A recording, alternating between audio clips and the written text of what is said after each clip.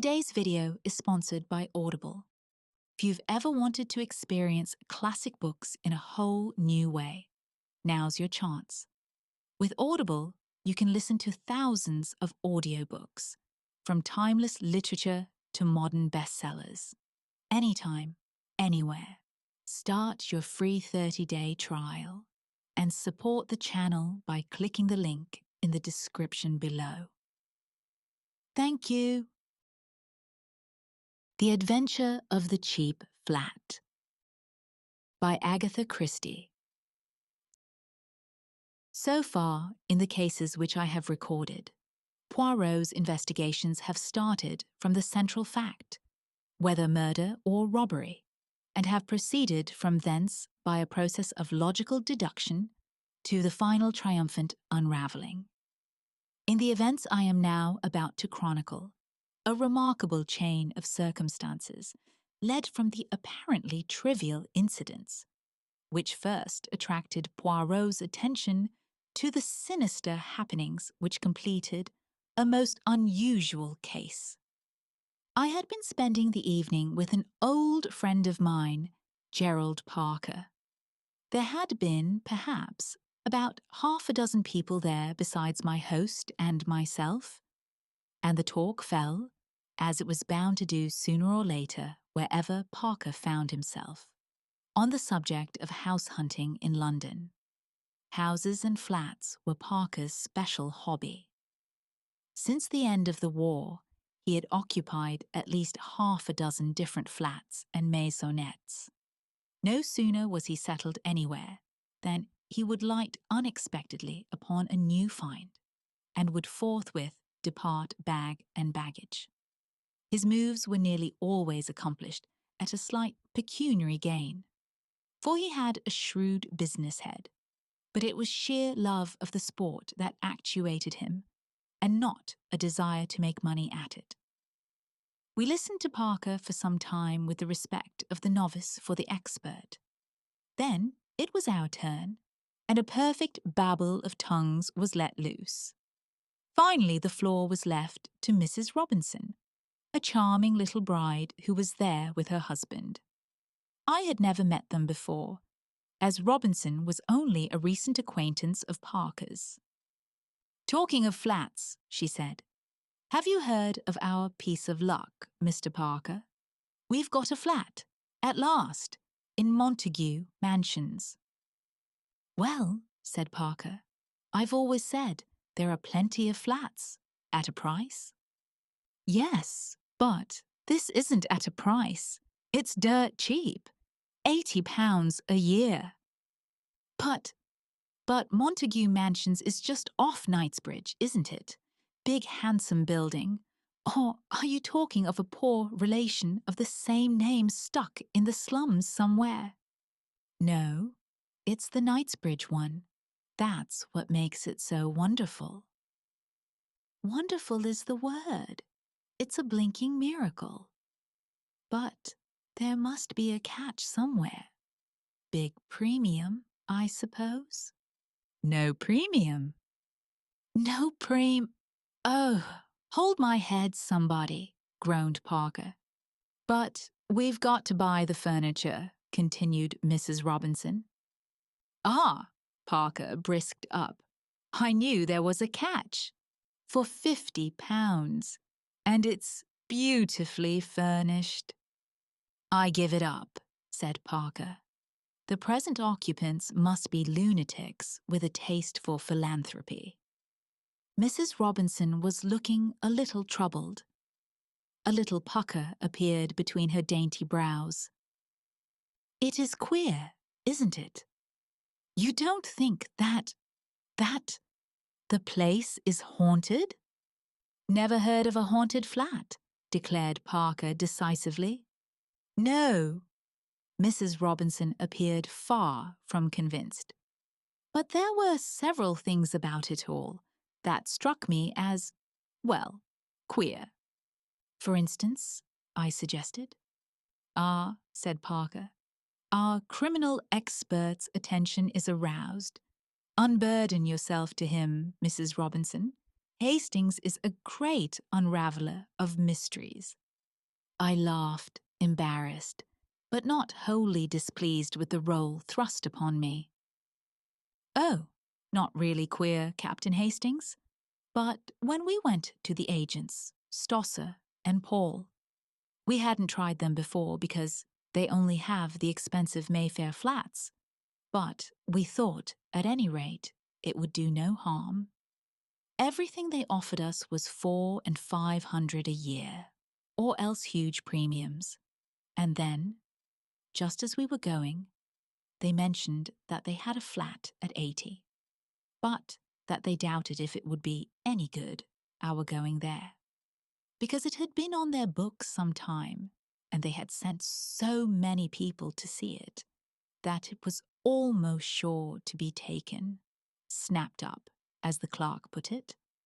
Only people were so tiresome in not letting them know, and then they went on sending, and people get annoyed at being sent to a place that had, perhaps, been let some time. Mrs. Robinson paused for some much-needed breath, and then continued. We thanked him and said that we quite understood it would probably be no good, but that we should like an order all the same, just in case. And we went there straight away in a taxi, for, after all, you never know. Number 4 was on the second floor, and just as we were waiting for the lift, Elsie Ferguson, she's a friend of mine, Captain Hastings, and they are looking for a flat too, came hurrying down the stairs. "Ahead of you for once, my dear," she said. "But it's no good. It's already let." That seemed to finish it, but, well, as John said, the place was very cheap. We could afford to give more, and perhaps if we offered a premium, a horrid thing to do, of course, and I feel quite ashamed of telling you. But you know what flat hunting is. I assured her that I was well aware that in the struggle for house room, the baser side of human nature frequently triumphed over the higher, and that the well-known rule of dog-eat-dog always applied. So we went up, and, would you believe it, the flat wasn't let at all. We were shown over it by the maid, and then we saw the mistress, and the thing was settled then and there. Immediate possession, and £50 for the furniture.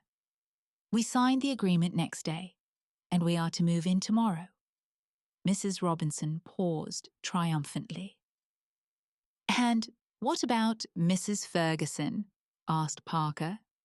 "Let's have your deductions, Hastings." "Obvious, my dear Watson," I quoted lightly. "She went to the wrong flat." "Oh, Captain Hastings, how clever of you!" cried Mrs. Robinson admiringly. "I rather wished Poirot had been there. Sometimes I have the feeling that he rather underestimates my capabilities." The whole thing was rather amusing, and I propounded the thing as a mock problem to Poirot on the following morning. He seemed interested, and questioned me rather narrowly as to the rents of flats in various localities. "A curious story," he said thoughtfully. "Excuse me, Hastings, I must take a short stroll." When he returned, about an hour later, his eyes were gleaming with a peculiar excitement. He laid his stick on the table and brushed the nap of his hat with his usual tender care before he spoke. "It is as well, mon ami, that we have no affairs of moment on hand. We can devote ourselves wholly to the present investigation." "What investigation are you talking about?" "The remarkable cheapness of your friend's, Mrs. Robinson's, new flat." "Poirot, you are not serious." "I am most serious. Figure to yourself, my friend, that the real rent of those flats is £350. I have just ascertained that from the landlord's agents, And yet, this particular flat is being sublet at £80. Why? There must be something wrong with it. Perhaps it is haunted, as Mrs. Robinson suggested. Poirot shook his head in a dissatisfied manner. Then again, how curious it is that her friend tells her the flat is let, and when she goes up, behold, it is not so at all. But surely you agree with me that the other woman must have gone to the wrong flat. That is the only possible solution.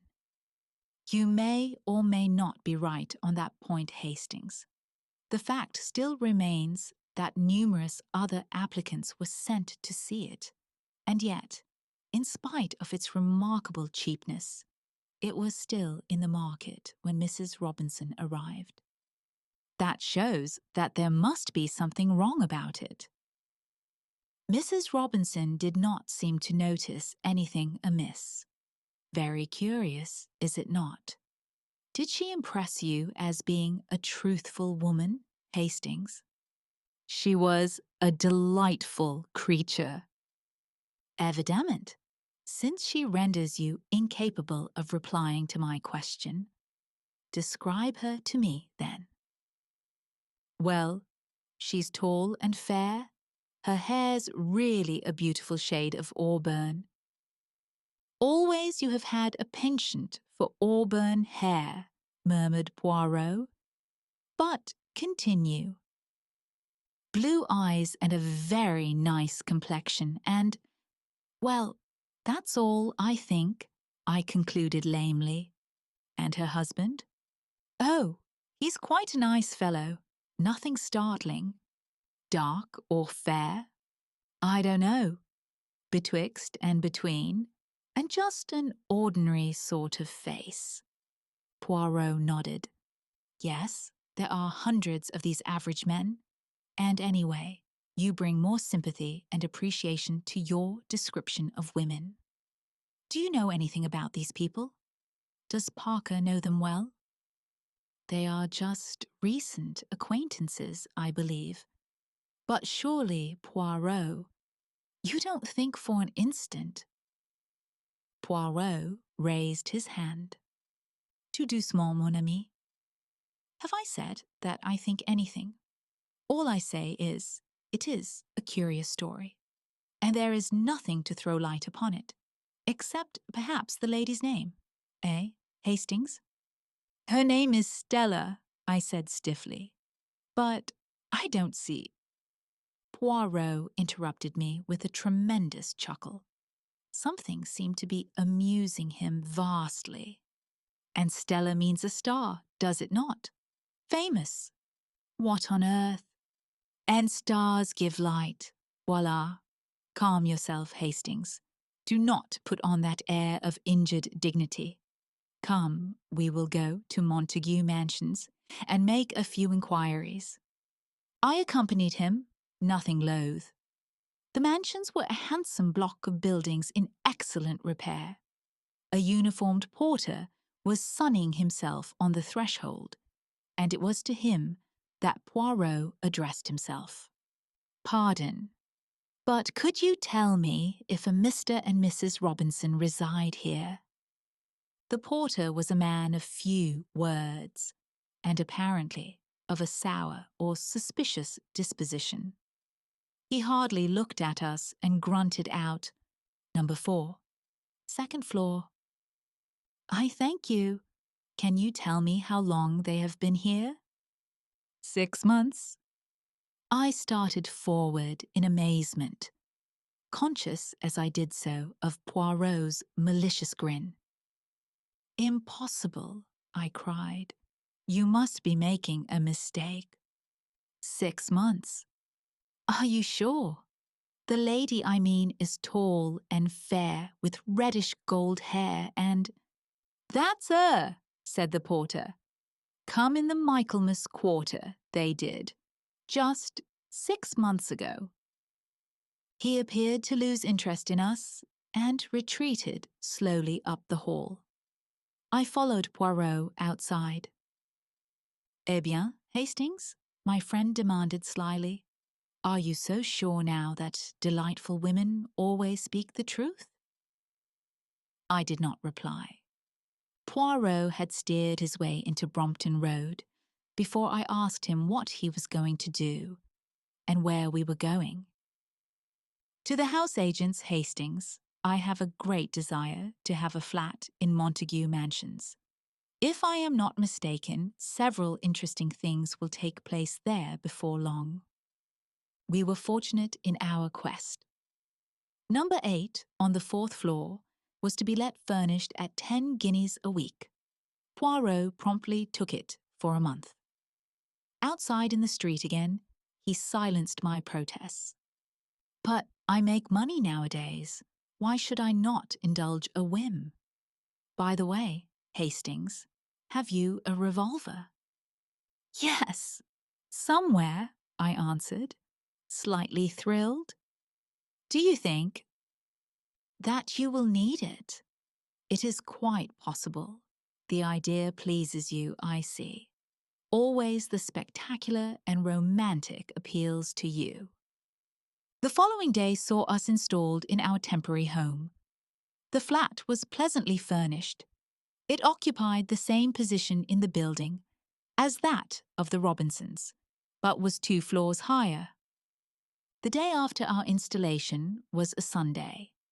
In the afternoon, Poirot left the front door ajar and summoned me hastily as a bang reverberated from somewhere below. Look over the banisters. Are those your friends? Do not let them see you. I craned my neck over the staircase. That's them, I declared in an ungrammatical whisper.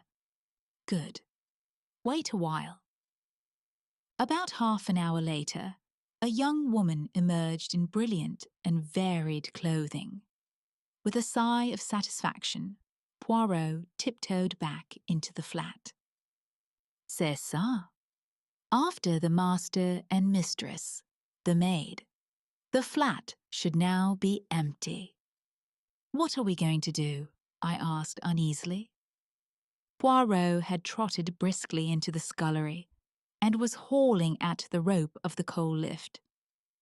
We are about to descend after the method of the dustbins, he explained cheerfully. No one will observe us. The Sunday concert, the Sunday afternoon out, and finally the Sunday nap after the Sunday dinner of England, le rose beef. All these will distract attention from the doings of Hercule Poirot. Come, my friend. He stepped into the rough wooden contrivance, and I followed him gingerly. Are we going to break into the flat? I asked dubiously. Poirot's answer was not too reassuring. Not precisely today, he replied. Pulling on the rope, we descended slowly till we reached the 2nd floor. Poirot uttered an exclamation of satisfaction as he perceived that the wooden door into the scullery was open. You observe? Never do they bolt these doors in the daytime. And yet, anyone could mount or descend as we have done. At night, yes, though not always then. And it is against that we are going to make provision. He had drawn some tools from his pocket as he spoke, and at once set deftly to work, his object being to arrange the bolt so that it could be pulled back from the lift. The operation only occupied about 3 minutes. Then Poirot returned the tools to his pocket, and we reascended once more to our own domain. On Monday, Poirot was out all day, but when he returned in the evening, he flung himself into his chair with a sigh of satisfaction. Hastings, shall I recount to you a little history? A story after your own heart and which will remind you of your favorite cinema. Go ahead, I laughed. I presume that it is a true story, not one of your efforts of fancy. It is true enough. Inspector Japp of Scotland Yard will vouch for its accuracy, since it was through his kind offices that it came to my ears. Listen, Hastings. A little over 6 months ago, some important naval plans were stolen from an American government department. They showed the position of some of the most important harbor defenses and would be worth a considerable sum to any foreign government, that of Japan, for example. Suspicion fell upon a young man named Luigi Valdarno, an Italian by birth, who was employed in a minor capacity in the department and who was missing at the same time as the papers. Whether Luigi Valdarno was the thief or not, he was found 2 days later on the East Side in New York, shot dead. The papers were not on him. Now, for some time past, Luigi Valdarno had been going about with a Miss Elsa Hart, a young concert singer who had recently appeared and who lived with a brother in an apartment in Washington. Nothing was known of the antecedents of Miss Elsa Hart, and she disappeared suddenly about the time of Valdarno's death. There are reasons for believing that she was in reality an accomplished international spy who has done much nefarious work under various aliases. The American Secret Service, whilst doing their best to trace her, also kept an eye upon certain insignificant Japanese gentlemen living in Washington. They felt pretty certain that, when Elsa Hart had covered her tracks sufficiently, she would approach the gentleman in question. One of them left suddenly for England a fortnight ago. On the face of it, therefore, it would seem that Elsa Hart is in England.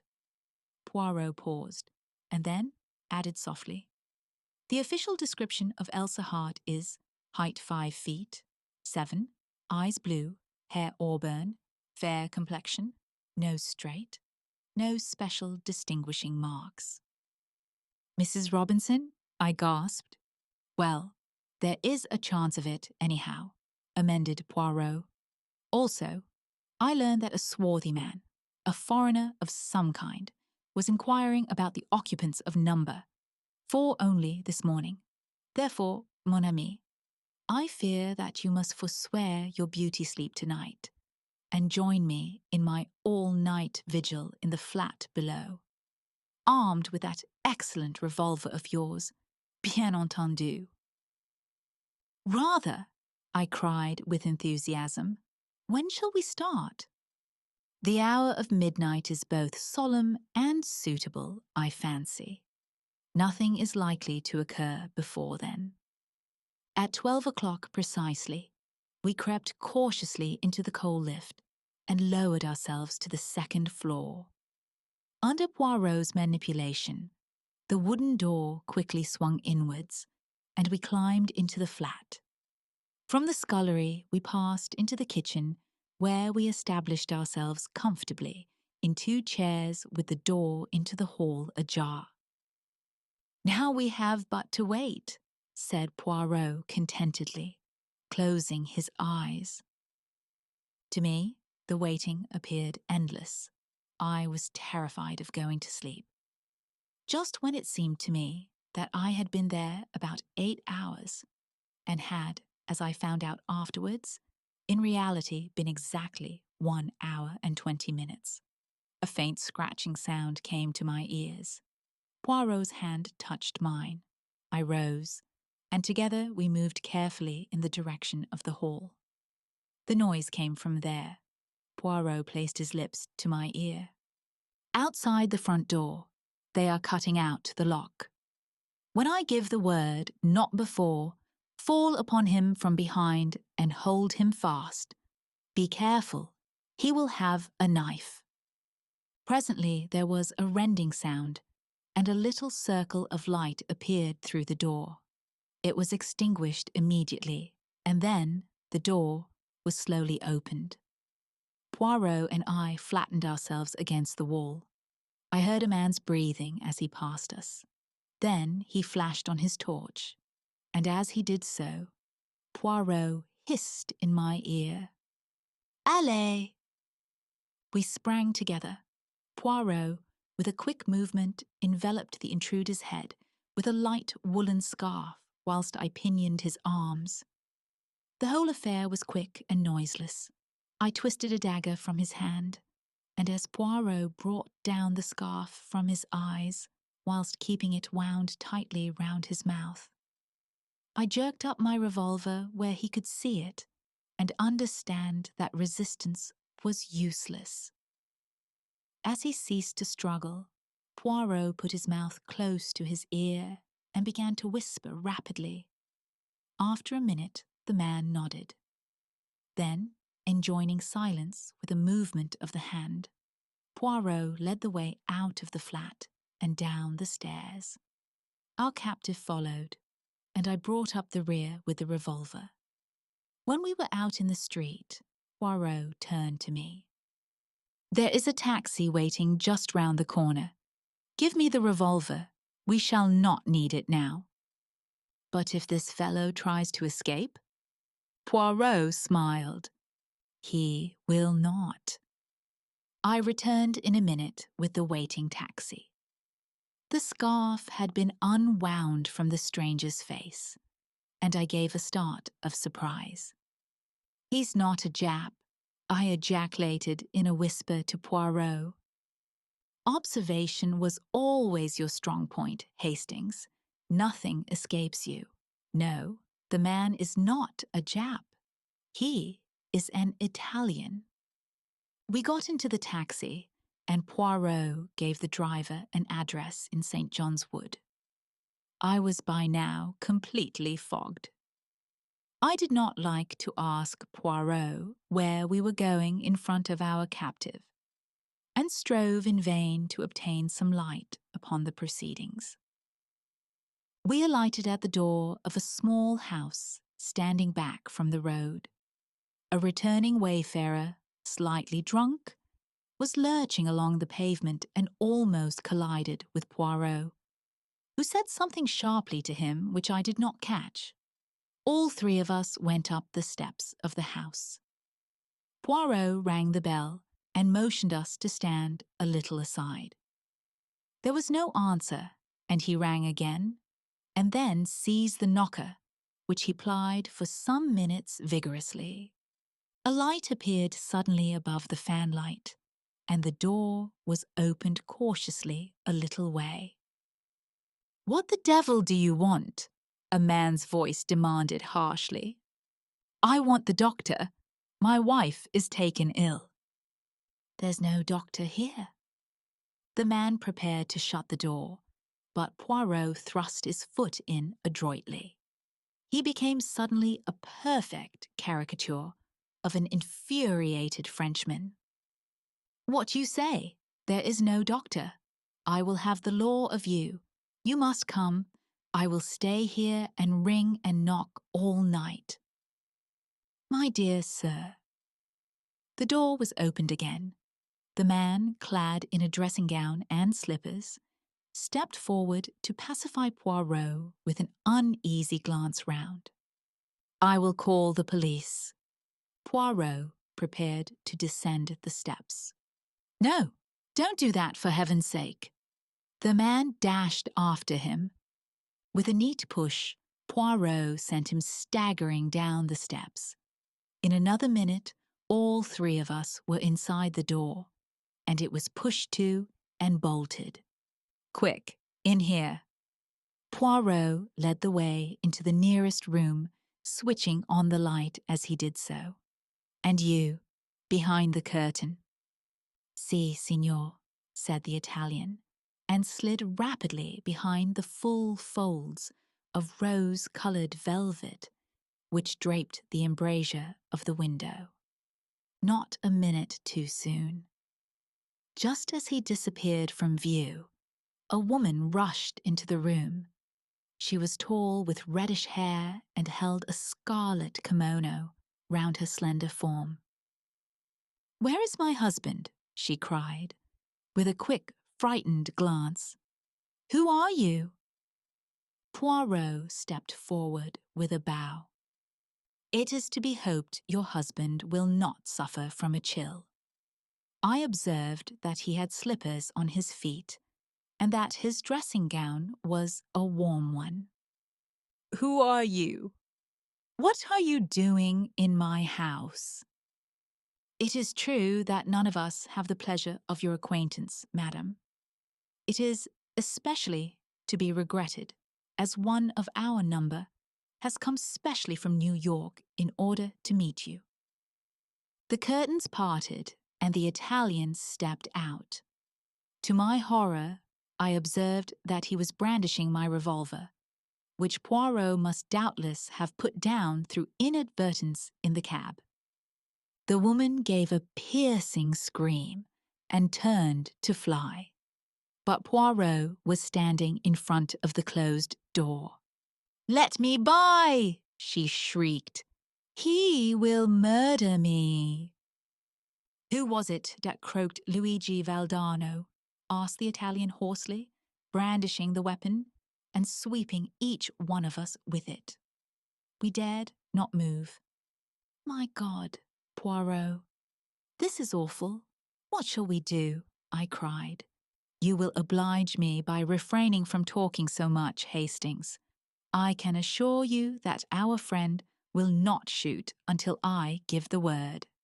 "You sure o' dat, eh?" said the Italian, leering unpleasantly. It was more than I was, but the woman turned to Poirot like a flash. "What is it you want?" Poirot bowed.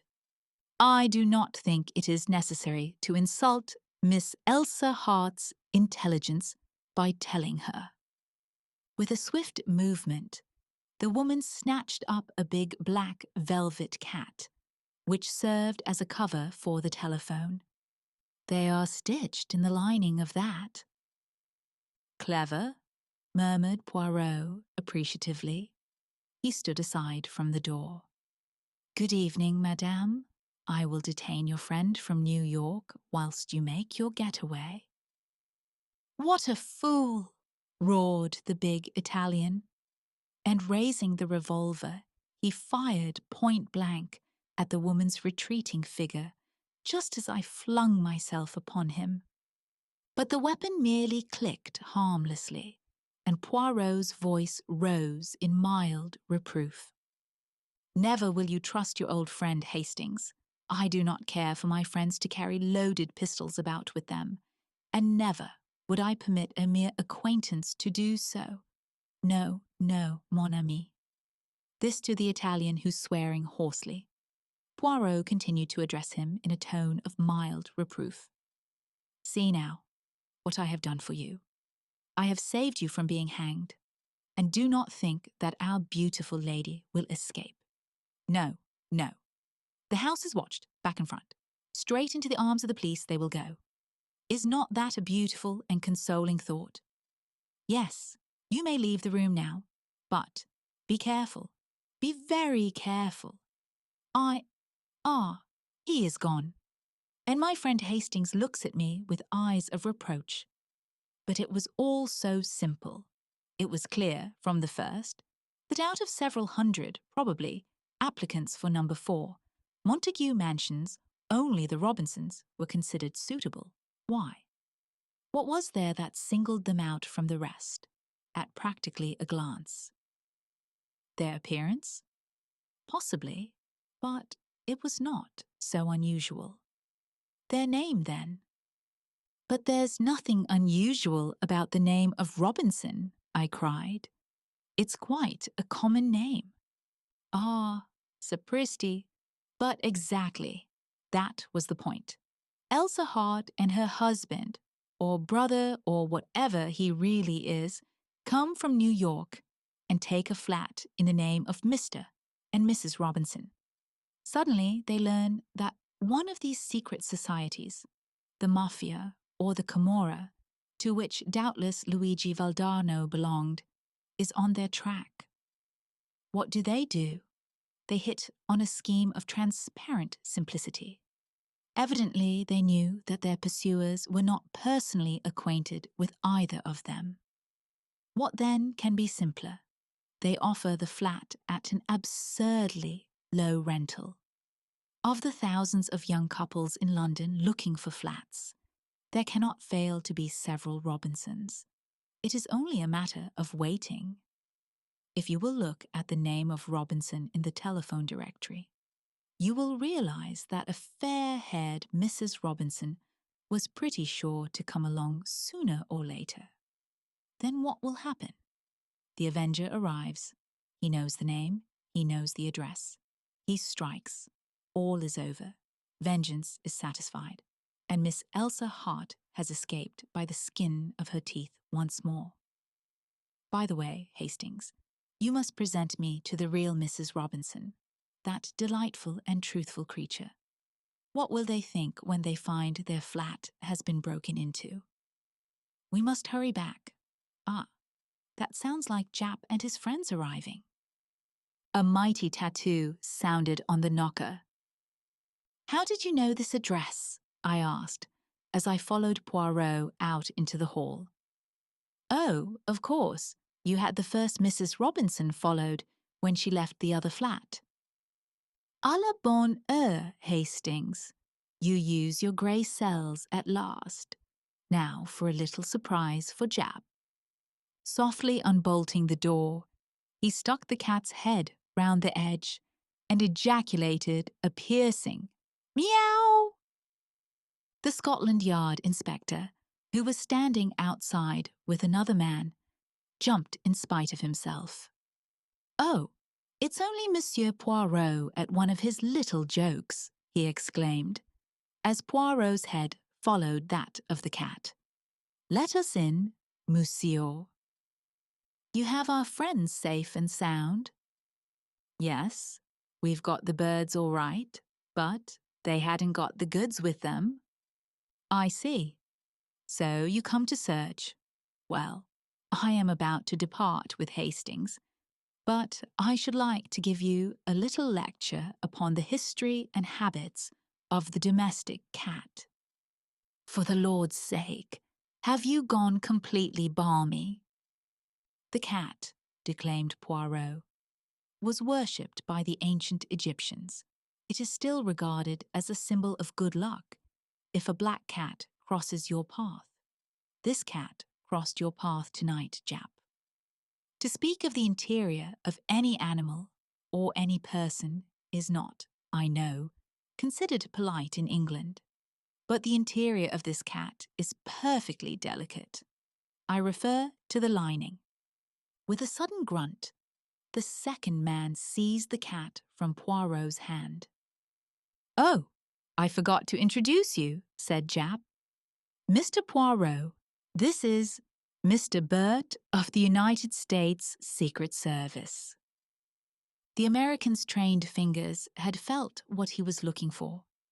He held out his hand, and for a moment speech failed him. Then he rose to the occasion. Pleased to meet you, said Mr. Burt.